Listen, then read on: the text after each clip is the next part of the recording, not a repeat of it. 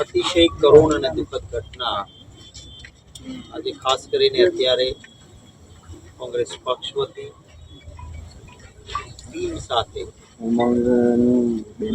સહભાગી થવા માટે જે કરુણ ઘટના બની છે સ્થળની મુલાકાત અને સાંજે રાજકીય રીતે દીપ પ્રાગટ્ય કરીને રેસકોર્સ રોડ ઉપર સરદાર વલ્લભભાઈ પટેલની જ્યાં પ્રતિમા છે એ સરદાર સાહેબની પ્રતિમા પાસે દીપ પ્રાગટ્ય કરીને શ્રદ્ધા સુમન સમર્પિત કરવા માટે ખાસ આજે અત્યારે અમે જ્યાં કાઠમાળ પાસે હતા ત્યાંથી એકદમ વળીને રાત થઈ ગઈ એવી હતી અને શરીરના ભાગો અત્યારે પણ માણસના જીવથી વધારે કિંમતી કશું જ ન હોય શકે. ગમે તેટલી મોટી રકમ, ગમે તે મોટા આશ્વાસનો માણસનો જીવ પાછો નથી લાગતો. અને એટલે જ વારંવાર નામદાર હાઈકોર્ટે પણ એવું હતું કે ફાયર સેફટીના દરેક પ્રાવધાન વ્યવસ્થિત આજે અત્યારે આ તબક્કે વિશેષ કશું જ નથી કહેવું. બધાને મળીએ છીએ. અત્યારે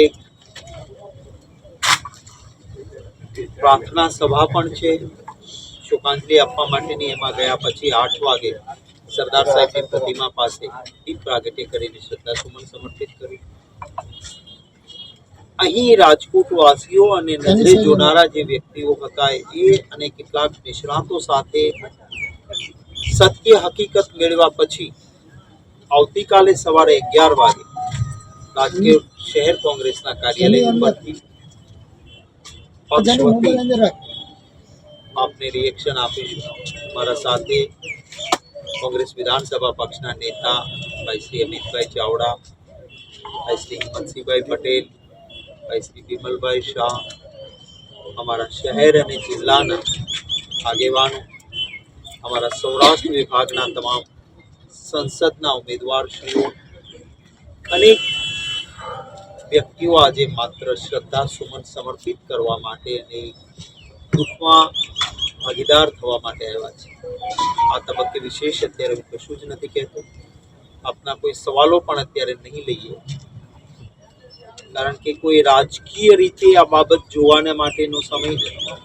સત્ય હકીકત બધા જ પાસેથી મેળવ્યા પછી એક જવાબદાર રચનાત્મક વિરોધ પક્ષ તરીકે જે ઘટના છે એ ઘટનામાં જવાબદારો સામે શું પગલાં લેવા જોઈએ, ક્યાં ક્ષતિ રહી છે એના સૂચનો પણ કરીશું. ભૂતકાળમાં પણ આવી અનેક ઘટનાઓ બની છે અને એમાંથી પણ બોધપાઠ નથી લીધો એની પણ વાત કરીશું. અને આગામી દિવસોમાં શું થવું જોઈએ એની ચર્ચા પણ આવતીકાલે સવારે 11 વાગે પ્રેસ કોન્ફરન્સમાં કરીશું. અત્યારે માત્ર અહીં દુઃખમાં ભાગીદાર થવા અને